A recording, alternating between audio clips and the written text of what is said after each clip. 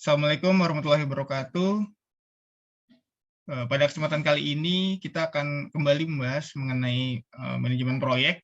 Kali ini kita akan bahas mulai dari siklus hidup proyek.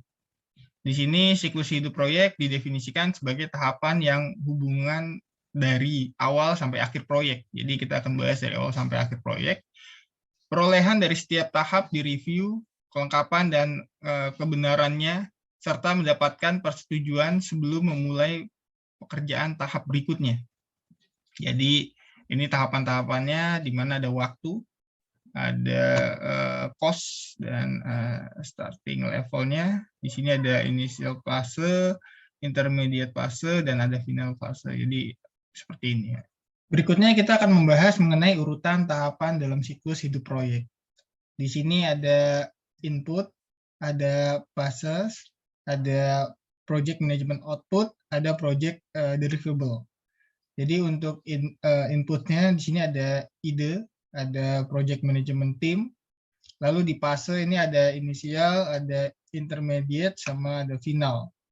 Lalu ketika project management output itu di sini ada charter, di sini ada di inisial, lalu ada scope statement, lalu ada plan, ada baseline, ada progress, ada acceptance, lalu ada approval, lalu ada handover. Nah, di sini terakhir ada project deliverable, di sini ada produk. Kerangka kerja manajemen proyek. Di kerangka kerja manajemen proyek ini ada 9 knowledge area yang harus dipahami oleh manajemen proyek. Ada scope management, ada time management, ada cost management, ada quality management, ada human resource management, ada communication management, ada risk management, ada procurement management.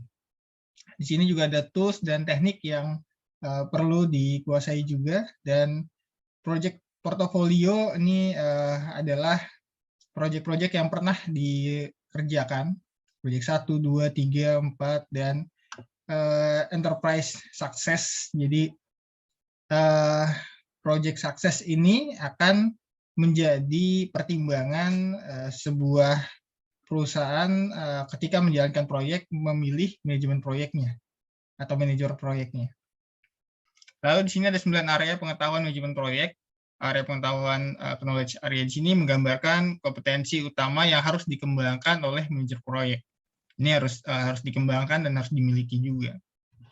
Ada 4 area pengetahuan utama berhubungan dengan tujuan proyek. Jadi ada 4 area itu apa saja: pengetahuan tentang ruang lingkup, ada waktu, ada biaya, dan ada kualitas.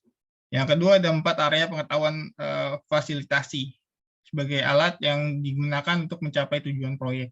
Di sini pengetahuan tentang sumber daya, manusia, komunikasi, resiko, dan manajemen pengadaan. Lalu ada area pengetahuan di sini yang mempengaruhi dan dipengaruhi oleh semua area pengetahuan lain, di mana pengetahuan tentang manajemen interaksi proyek di sini. Jadi ini yang harus dikembangkan.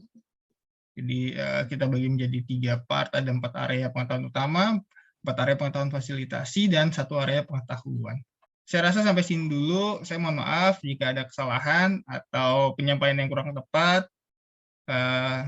Selanjutnya bisa kita diskusikan di kolom diskusi. Saya akhiri, wassalamualaikum warahmatullahi wabarakatuh.